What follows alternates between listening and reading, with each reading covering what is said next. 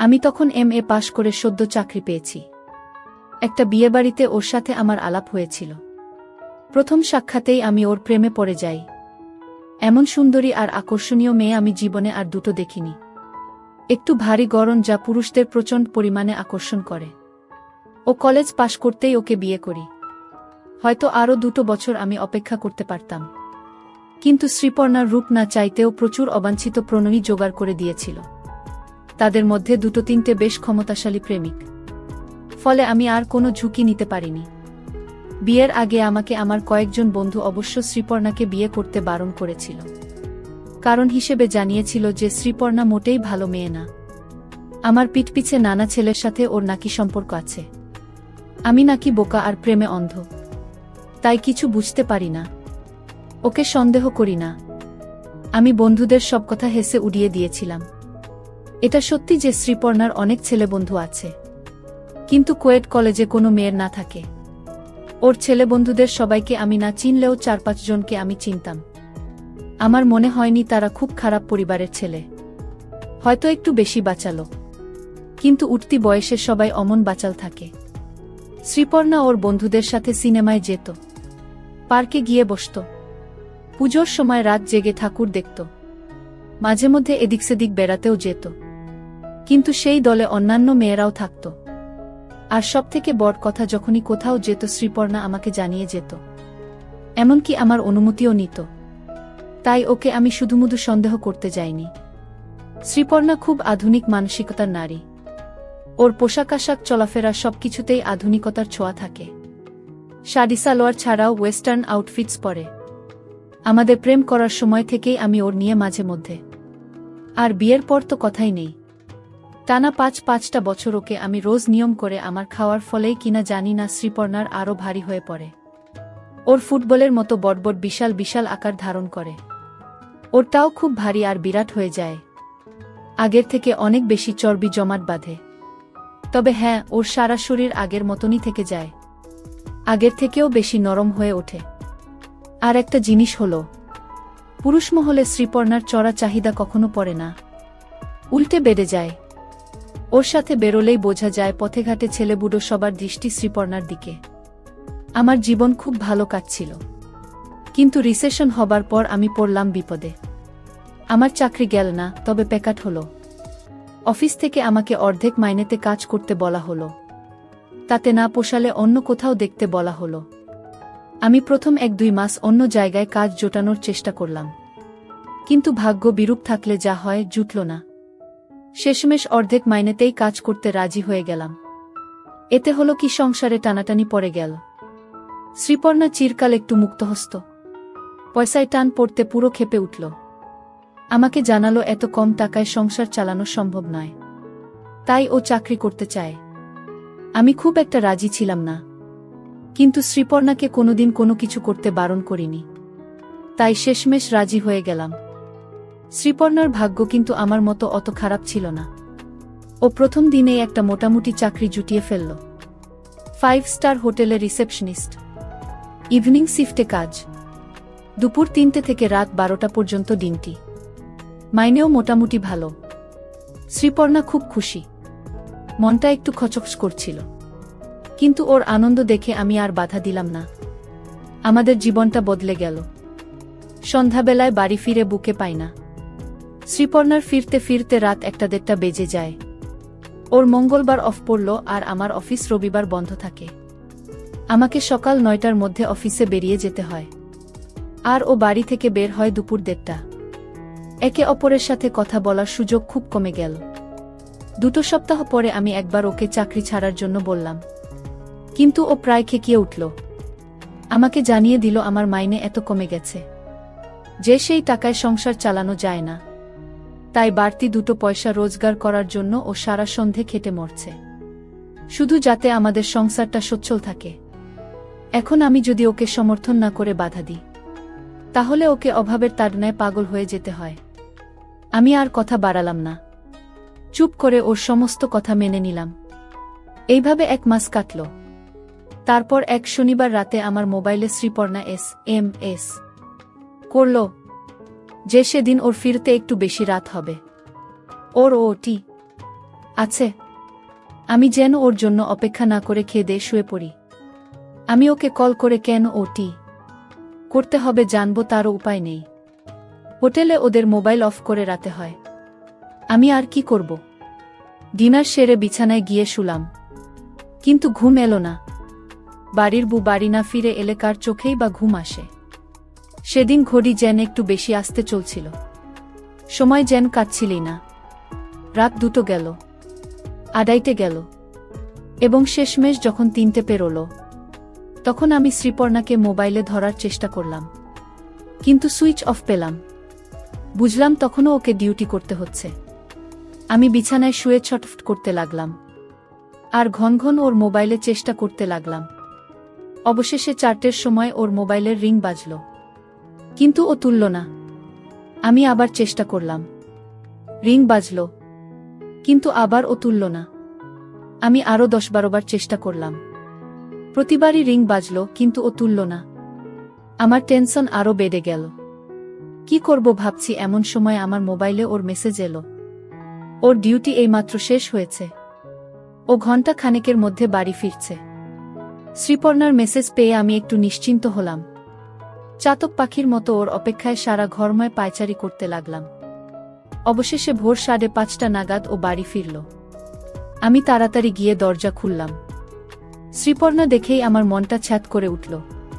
পোশাক এলোমেলো হয়ে গেছে, পিনআপ খুলে গিয়ে মাটিতে লুটোচ্ছে। শায়ের কাছে 3 জায়গা শাড়িটা খুলে গেছে, ঠিকমতো আটকানো নেই।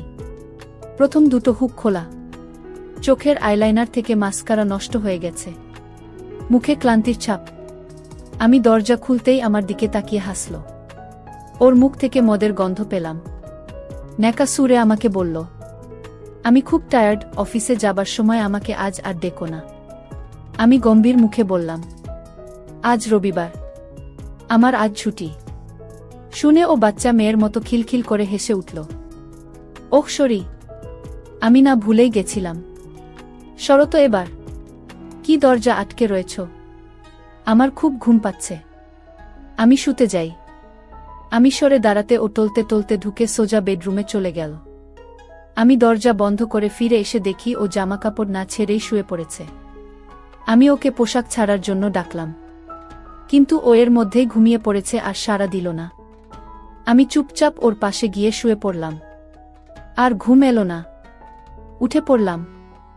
সারা সকাল আমি মনে চাপা অস্বস্তি নিয়ে কাটালাম। শ্রীপর্ণা বেলা 12:30 নাগাদ ঘুম থেকে উঠল। আমি ওকে কিছু প্রশ্ন করার আগেই ও জানালো যে গতকাল ওদের হোটেলে একটা পার্টি ছিল। পার্টি অনেক রাত পর্যন্ত চলেছিল, তাই ওকে ওভারটাইম করতে হয়েছে।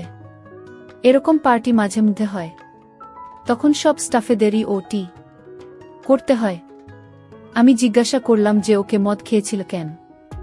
উত্তরে ও আমাকে ওল্ড ফ্যাশন বলে ঠাট্টা করল, আর বলল এসব পার্টিতে মদ খুব সাধারণ ব্যাপার, এবং গেস্টদের মন রাখতে স্টাফেদেরও একটু আধটু মদ খেতে হয়। আমি যখন ওর পোশাক নিয়ে প্রশ্ন তুললাম, তখন ও ক্ষেপে গেল। বলল যে আমি খুব সংকীর্ণ মনের মানুষ। সারা রাত পার্টিতে খেটে খেটে ওর ড্রেস নষ্ট হয়ে গিয়েছিল, কিন্তু আমি তো সেসব বুঝতে চাইব না। আমার ধান্দা শুধু বুকে সন্দেহের চোখে দেখা। শ্রীপর্ণার মুখঝামটা খেয়ে আমি চুপ করে গেলাম। তারপর ও দুপুর 2টো নাগাদ ডিউটিতে চলে গেল। এভাবে আরও 2টো মাস কাটল। আমি সকালবেলায় অফিস চলে যাই আর শ্রীপর্ণা দুপুরে বেরো। আমি সন্ধে নাগাদ বাড়ি ফিরে আসি, আর শ্রীপর্ণার ফিরতে ফিরতে রাত 2টো হয়। ওদের হোটেলে যখন পার্টি থাকে, তখন ও ফিরতে আরও দেরি করে। ভোর 5টা-6টা বেজে যায়। প্রতিবারই ও মদ খেয়ে ফেরে, মাঝে মধ্যেই মাত্রা বেশি হয়ে যায়। ফেরার সময় ওর পোশাক আশাকও ঠিক থাকে না। কিছুদিন যাবত ওর ড্রেসিং সেন্সেও পরিবর্তন এসেছে। আজকাল ও বেশ খানিকটা খোলামেলা জামাকাপড় পরে হোটেলে যায়। মাঝে সাঝেই ছোট ছোট দেখানো ওয়েস্টার্ন আউটফিটস পরে। আমি কিছু বলতে গেলে আমাকে সেকেলে বলে দাবড়ে চুপ করিয়ে দেয়া। আমি আর কি করব?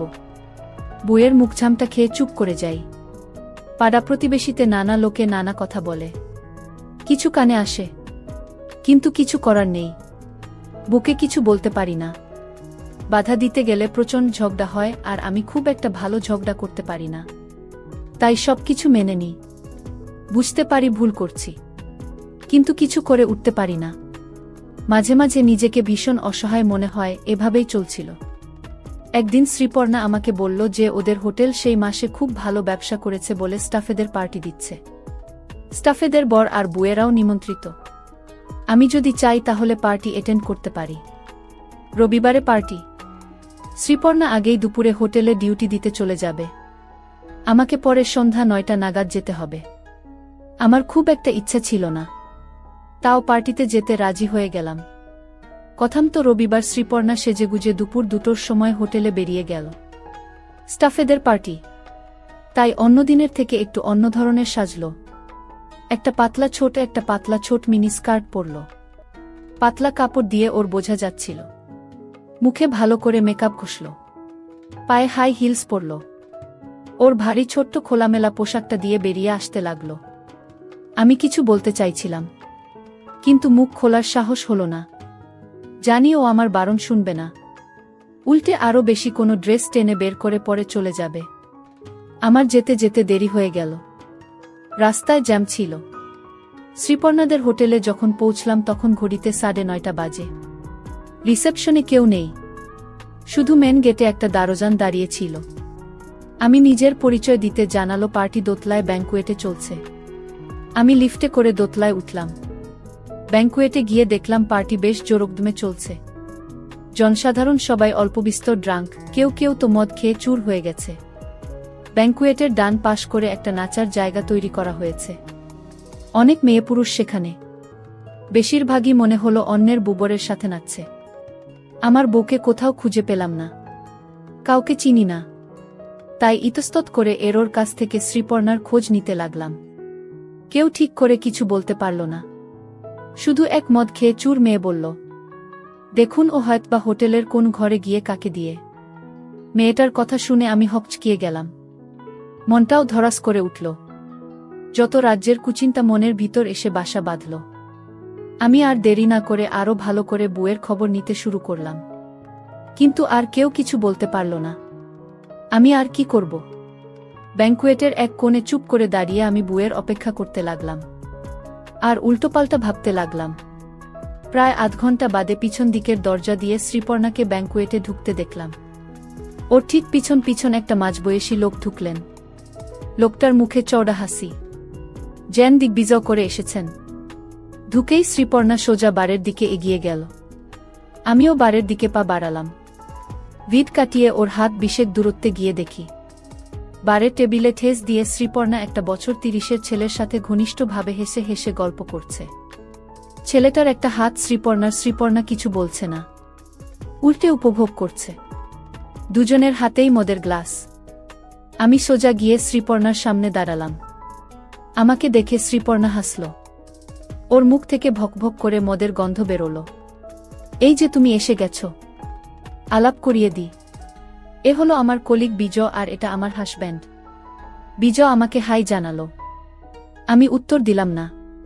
জানো বিজয়টা না খুব পাজি, খালি অসভ্যতা করে। সুযোগ পেলেই হাত দেয়। তুমি একটু ওকে বকে দাও তো। শ্রীপর্ণা তুমি এত শুধু আমি কেন যে কেউ তোমার হাত দিতে চাইবে? যা, কি যে বলো। আমি আবার কোথায় আগুন? কি বলছো কি শ্রীপর্ণা? তোমার মতো মেয়ে আমি দুটি দেখিনি। তোমার দোকানপাট দেখলে মাথা খারাপ হয়ে যায়। দেখছো ছেলের মুখের ভাষা দেখছো? পাজি, অসভ্য।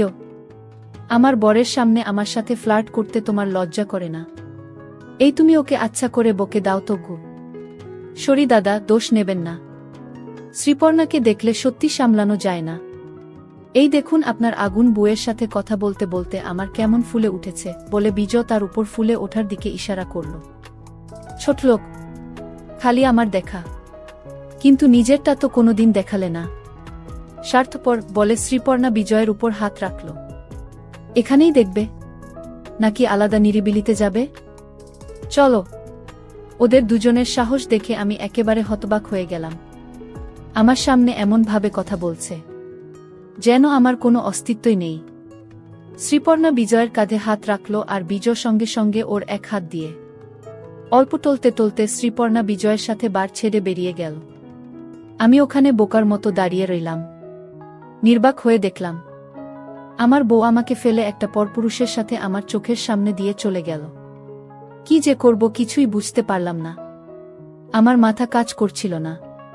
কতক্ষণ ওভাবে দাঁড়িয়েছিলাম জানি না। যখন বুঝতে পারলাম কি ঘটতে চলেছে, তখন আর দাঁড়িয়ে সময় নষ্ট করলাম না। বার থেকে বেরিয়ে সোজা ওরা যে পথে গিয়েছিল সেই পথে পা বাড়ালাম। পিছনের দরজা দিয়ে, যেটা দিয়ে শ্রীপর্ণা ঢুকেছিল, সেটা দিয়ে ব্যাংকুয়েট থেকে বেরোলাম। কিন্তু বেশি দূর অগ্রসর হতে পারলাম না। হোটেলের কোনো কিছু চিনি না। কোথায় যাব? কিছুক্ষণ ধরে এদিক সেদিক খোঁজাখুঁজি করে কোথাও কাউকে না পেয়ে হতদম হয়ে আবার ব্যাংকুয়েটেই ফিরে এলাম। ব্যাংকুয়েটের বারে গিয়ে দাঁড়ালাম। আমি ড্রিঙ্ক করি না। অন্ধকারে এক কোণে চুপ করে দাঁড়িয়ে থাকলাম। প্রায় 1 ঘন্টা দাঁড়ানোর পর আবার শ্রীপর্ণাকে দেখলাম। পিছনের দরজাটা দিয়ে ঢুকল। ওরা বারের দিকেই এগিয়ে আসলো। বারে এসে আমার ঠিক বিপরীত কোণে গিয়ে দাঁড়ালো। বারের হালকা আলো দেখতে পেলাম শ্রীপর্ণার ড্রেস ইতিমধ্যেই ভালো রকম নষ্ট হয়ে গেছে। শুধু বোতাম নয়, হঠাৎ লক্ষ্য করলাম শ্রীপর্ণার পরা পকেট থেকে ঝুলছে। বুকে এমন অবস্থায় দেখে আমি একদম হতভম্ব হয়ে গেলাম। আমার গাহাত পা কাঁপতে লাগলো। ওরা বেশ জোরে জোরে কথা বলছিল। কিছু আমার কানে ভেসে এলো। তোমার বরকে কোথাও দেখতে পাচ্ছি না। কে জানে কোথায় পড়ে আছে। তোমার বর তোমাকে কিছু বলে না? বললেই বা শুনছেটা কে? কিছু মাইন্ড করে না? করলে করবে, আমি কেয়ার করি না। এমনিতেও ও একটা মেরুদণ্ডহীন লোক। আমি বেশি পাত্তা দিই না। সেটা তো দেখতেই পেলাম, যেভাবে আমার সাথে বেরিয়ে এলে। বেচারা পুরো ভ্যাবাচাকা খেয়ে গেছিল। বেচারা মনে হয় আগেই বুঝে গেছে তোমার মতো এত মেয়েকে ও রাখতে পারবে না। বুঝে গেলেই ভালো। শ্রীপর্ণা আর রাজ একে অপরকে হাই বলল। মিনিট 3 বাদে ওরা 3 জনে বার ছেড়ে বেরিয়ে গেল। এবার আর আমি দেরি করলাম না। ওরা পিছন ফিরতেই ওদের পিছু নিলাম। 3 জনে ব্যাংকুয়েটের পিছনের দরজা দিয়ে বেরিয়ে করিডোর দিয়ে সোজা এগিয়ে গেল। আমি হাত 25 দূরত্ব রেখে ওদের পিছন পিছন চললাম। 3 জনে গল্পে মশগুল। কেউ যে ওদের পিছু নিয়েছে সেটা খেয়াল করল না। আমার বউ 2 জনের সমর্থন নিয়ে টলতে টলতে চলেছে। ওরা লিফটে উঠে পড়ল। আমি পরে গেলাম মুশকিলে। এবার কি করব? লিফটের কাছে গিয়ে দেখলাম উপরে উঠছে। 7 তলায় গিয়ে লিফট থামল। লিফট আর নামল না। আমি তখন আর কি করি? বাধ্য হয়ে সিঁড়ি ধরলাম। 5-5টা তলা হেঁটে উঠতে হাঁপিয়ে গিয়েছিলাম। 7 তলায় উঠে দেখি সারি সারি ঘর। কোনো ঘরে যে ওরা আছে কিছু ঠাহর করতে পারলাম না। অতি সাবধানে সব ঘরের দরজা একবার করে পরীক্ষা করলাম। কিন্তু সবটা দরজাই বন্ধ আর কোনো ঘর থেকে কোনোরকম সাড়া শব্দ আসছে না। হতাশ হয়ে ফিরে যাব কিনা ভাবছি। এমন সময় উপরের ছাদ থেকে একটা চাপামতো শব্দ পেলাম। আমি তাড়াতাড়ি সিঁড়ি দিয়ে ছাদে উঠলাম। উঠেই যা দেখলাম তাতে মাথাটা বাই করে ঘুরে গেল।